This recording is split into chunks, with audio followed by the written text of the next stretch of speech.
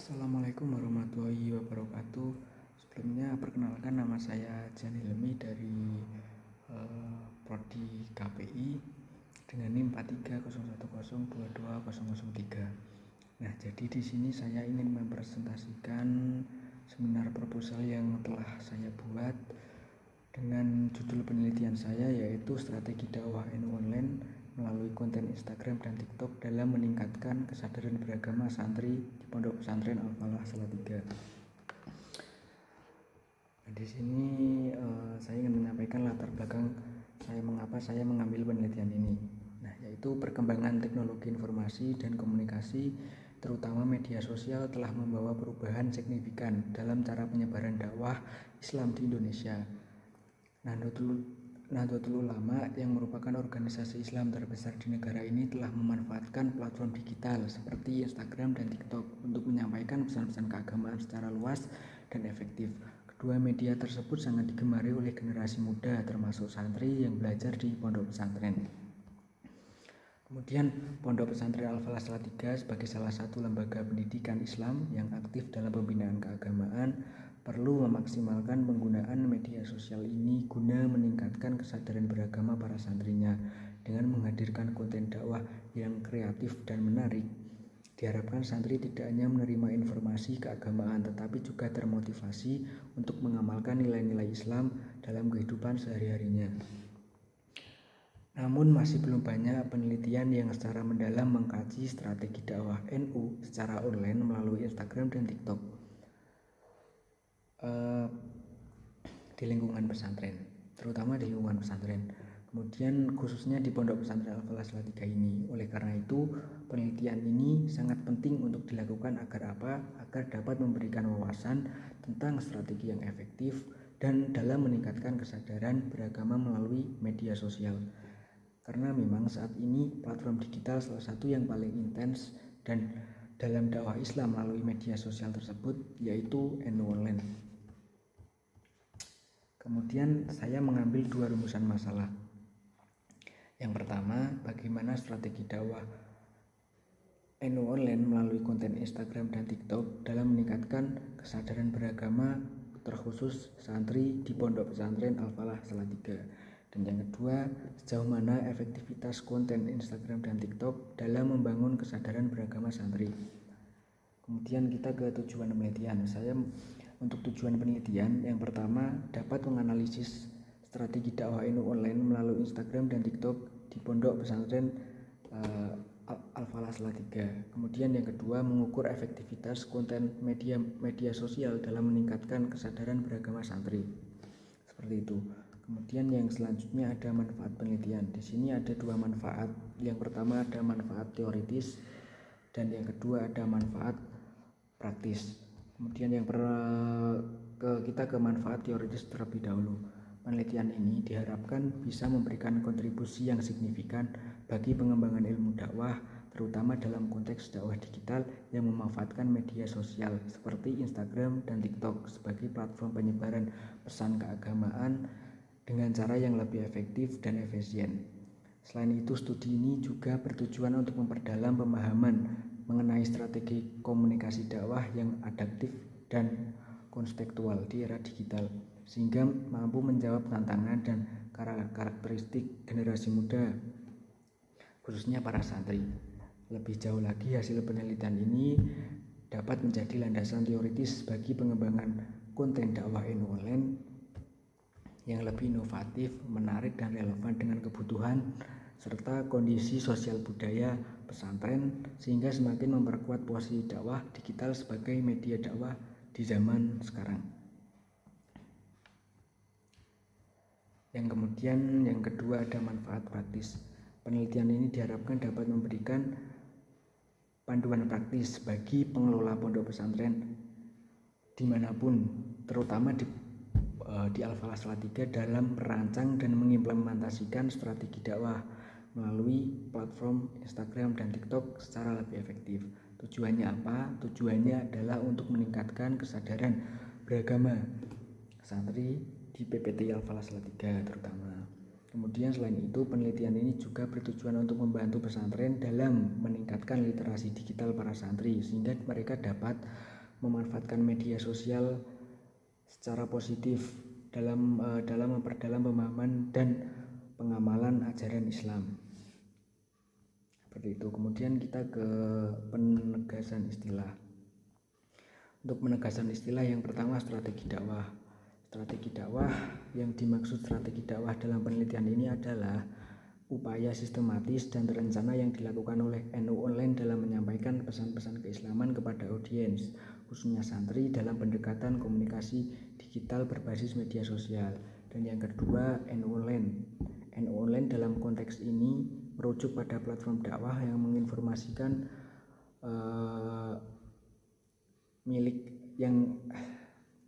selanjutnya untuk NU Online dalam konteks ini merujuk pada platform dakwah dan informasi milik organisasi Nahdlatul Ulama yang aktif dalam menyebarkan konten-konten keagamaan melalui kanal-kanal digital khususnya Instagram dan TikTok. Yang ketiga ada Instagram dan TikTok. Nah, untuk Instagram dan TikTok adalah sebuah media sosial berbasis visual yang digunakan sebagai saluran penyebaran dakwah. Dalam penelitian ini keduanya dipahami sebagai alat atau media dakwah digital yang digunakan NU Online untuk menyampaikan pesan agama dengan format foto, video maupun reels atau short video. Yang selanjutnya yang keempat ada konten dakwah. Dan di sini konten dakwah adalah segala bentuk pesan keagamaan yang diproduksi dan disebarkan melalui media sosial. Konten tersebut bisa berupa ceramah pendek, kutipan ayat atau hadis, video edukatif maupun visual motivasi keislaman yang bertujuan menanamkan nilai-nilai agama. Dan yang kelima ada kesadaran beragama. Nah, di sini kesadaran beragama dalam penelitian ini dimaknai sebagai tingkat pemahaman, penghayatan dan pengamalan ajaran Islam oleh santri. Ini mencakup kesadaran kognitif, maksudnya pengetahuan agama, dan ada afektif, yaitu penghayatan nilai-nilai, dan konatif, yaitu tindakan atau perilaku religius. Dan yang terakhir, yang keenam, ada santri Pondok Pesantren Al-Falah Salatiga. Nah, santri yang dimaksud di sini adalah santri peserta didik yang sedang menempuh pendidikan agama Islam di Pondok Pesantren Al-Falah Salatiga. Mereka menjadi subjek utama dalam penelitian ini karena menjadi sasaran langsung dari konten dakwah online. Nah, di sini kemudian kita ke kajian teori. Nah, untuk di sini kajian teori ada 3. Yang pertama teori dakwah dan dakwah digital. Teori dakwah ini adalah usaha untuk mengajak manusia menuju hal-hal yang baik, yaitu mengajak ke ajaran Islam dengan cara yang sopan dan bijak. Seiring berjalannya waktu, dakwah dilakukan tidak hanya secara tradisional melalui ceramah atau pengajian-pengajian, tapi juga memanfaatkan media digital sebagai perantara yang memudahkan audiens untuk bisa menerima dari ceramah tersebut. Kemudian dakwah digital adalah bentuk perubahan dakwah dengan menggunakan teknologi informasi dan komunikasi yang modern seperti media sosial, website, dan aplikasi. Dakwah digital memungkinkan penyampaian pesan keagamaan menjangkau lebih banyak orang dengan cepat dan interaktif, seperti itu. Kemudian yang selanjutnya ada kesadaran beragama. Nah, untuk kesadaran beragama ini sikap individu yang mencerminkan pemahaman, penghayatan, dan penerapan ajaran Islam dalam kehidupan sehari-hari. Nah, itu kemudian ada teori komunikasi interaktif, yaitu teori ini menyatakan bahwa komunikasi di media digital bersifat interaktif dan partisipatif, bukan hanya satu arah. Dalam konteks ini dakwah digital, audiens yang dimaksud dalam hal ini adalah santri tidak hanya menerima pesan, tapi mereka juga bisa memberikan respon dengan biasanya berkomentar. Nah, seperti itu. Hal ini untuk meningkatkan efektivitas dakwah karena terjadi dialog atau keterlibatan emosional antara kedua belah pihak. Seperti itu. Yang kemudian kita ke tinjauan pustaka. Ya, di sini untuk tinjauan pustaka saya mengambil salah satu penelitian yang relevan dengan topik ini, yang dilakukan oleh peneliti, yaitu Siti Konitah, yang dalam penelitiannya yaitu strategi dakwah melalui platform Instagram dan TikTok serta YouTube juga hampir sama, dengan judul media sosial sebagai platform dakwah interaktif dalam membangun dialog dan silaturahmi. Penelitian ini memaparkan tentang perkembangan teknologi digital saat ini yang mengubah cara komunikasi masyarakat, salah satunya dalam bidang dakwah Islam. Nah, ini dan berdasarkan hasil yang dilakukan oleh peneliti oleh Siti Konitah tadi, dapat disimpulkan bahwa media sosial menjadi platform yang efektif untuk dakwah interaktif dalam membangun dialog dan silaturahmi. Platform seperti Instagram, TikTok, dan YouTube memungkinkan para dai dapat menyampaikan dakwahnya dengan kreatif, menarik, sehingga mampu untuk menjangkau khalayak luas. Adanya beberapa fitur yang tersedia seperti live streaming, kolom komentar, dan video pendek menjadi fasilitas komunikasi dua arah antara dai dan audiens. Seperti itu. Dan kemudian acuan saya yang kedua dari Chandra Mustamin dengan judul penelitian peran media sosial sebagai platform dakwah di era digital, studi kasus pada generasi milenial. Dan yang ketiga ada dari Haikal Rizky, pengaruh konten media podcast dalam meningkatkan kesadaran agama pengikut akun Spotify Ustadz Adi Dayat. Nah, itu dari ketiga penelitian itu ya, karena saya ambil karena memang hampir mirip dari penelitiannya. Kemudian kita ke jenis penelitian. Studi ini menggunakan pendekatan kualitatif dengan penelitian deskriptif. Pendekatan kualitatif saya pilih karena cocok untuk penelitian dan pemahaman strategi NU online.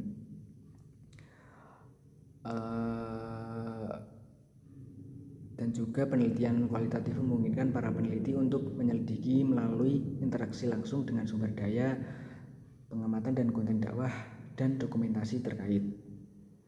Kemudian jenis penelitian deskriptif digunakan untuk memberikan gambar terperinci dan strategi dakwah yang digunakan dalam akun resmi. NU juga mewakili penyerahan pesan agama tentang platform digital.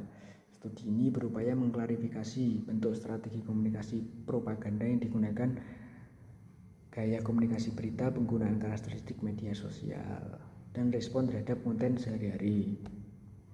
Nah, pendekatan ini relevan karena digital dakwah adalah fenomena agama dan sosial yang kompleks dan tidak cukup untuk dipahami hanya dengan pendekatan kuantitatif berdasarkan angka dan statistik. Melalui pendekatan ini, para peneliti dapat menjelaskan pentingnya dibalik tindakan, simbol, cerita, dan strategi visual yang digunakan dalam konten khotbah NU, dan memahami efeknya dalam kehidupan siswa pesantren dalam suatu konteks. Kemudian untuk lokasi dan waktu penelitian saya, untuk penelitian akan dilaksanakan di Pondok Pesantren Al-Falah Salatiga, kemudian di kantor NU Online yang bertempat di Semarang, dan untuk waktu penelitian direncanakan berlangsung pada tahun 2025, disesuaikan dengan jadwal kegiatan dari pondok pesantren dan juga dari kantor NU Online itu sendiri, dan juga ketersediaan informasi. Yang selanjutnya sumber data. Saya mengambil sumber data, ada sumber data primer dan sumber data sekunder. Untuk sumber data primer dalam penelitian ini adalah informasi langsung yang diperoleh dari subjek penelitian, yaitu yang pertama santri Pondok Pesantren Al-Falah Salatiga yang aktif mengakses dan mengikuti konten dakwah NU melalui media sosial, Instagram dan TikTok. Mereka menjadi fokus utama dalam menggambarkan bagaimana konten dakwah digital mempengaruhi kesadaran beragama mereka. Yang kedua, pengelolaan akun media sosial NU, baik dari pihak pengurus media dakwah NU online atau individu yang terlibat dalam produksi dan distribusi konten dakwah di Instagram dan TikTok. Wawancara dengan mereka bertujuan untuk mengetahui strategi, tujuan, dan proses kreatif dalam menyampaikan pesan-pesan keagamaan, seperti itu. Dan untuk sumber data sekunder Dalam penelitian ini berupa dokumen dan referensi pendukung yang berkaitan dengan tema penelitian, seperti yang pertama ada konten dakwah NU yang diunggah di platform digital Instagram dan TikTok, baik dalam bentuk video pendek, caption, poster atau siaran langsung.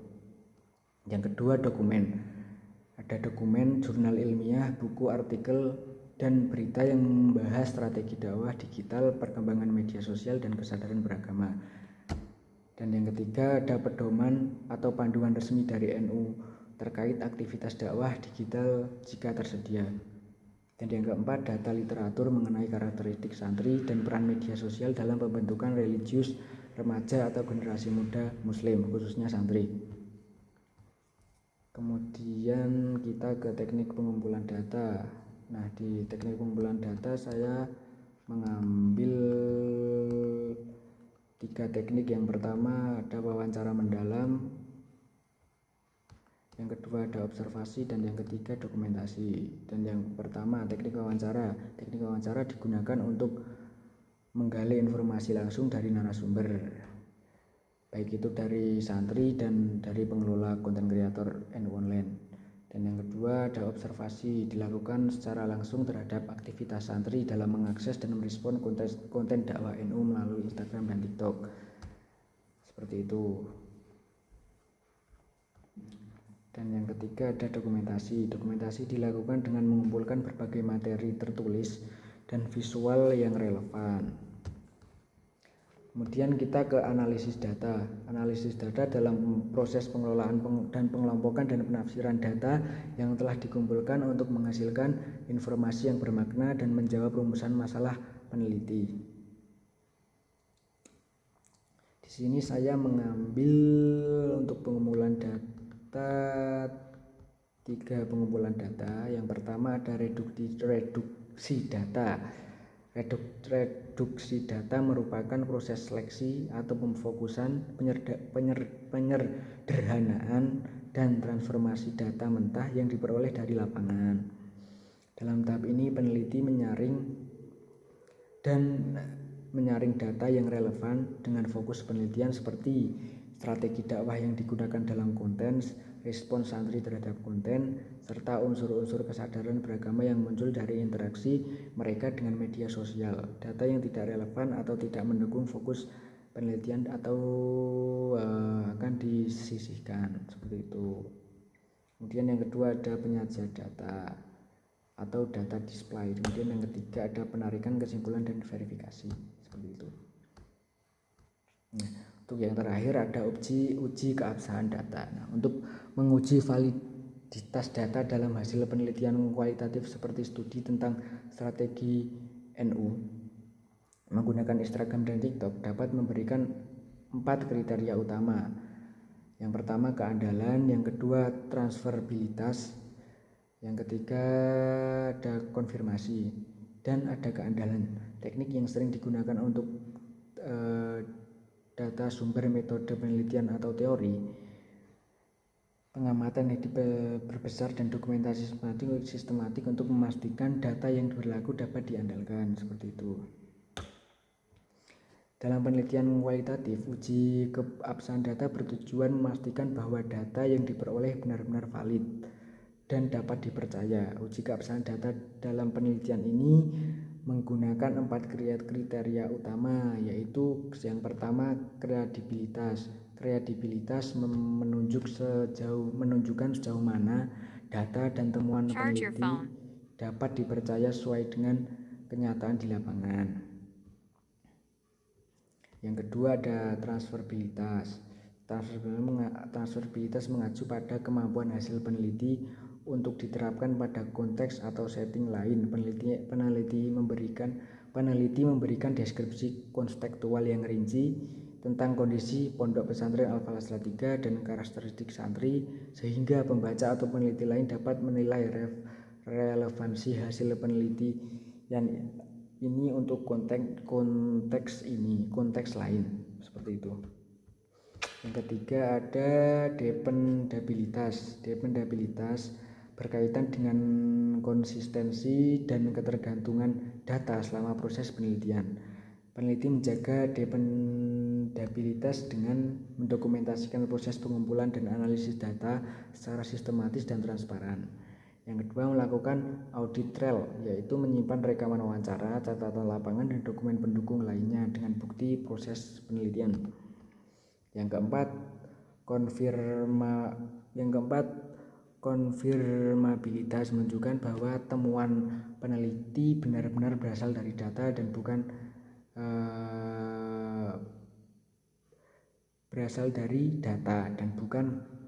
dari bohongan peneliti. Nah, seperti itu. Nah, mungkin sekian presentasi dari seminar proposal yang saya buat. Mungkin dari presentasi dan seminar yang saya buat dari Bapak dosen Pak Abdul Aziz, ada masukan atau revisi, saran, monggo. Mungkin sekian dari presentasi dari saya, kurang dan lebihnya saya mohon maaf yang sebesar-besarnya. Wassalamualaikum warahmatullahi wabarakatuh.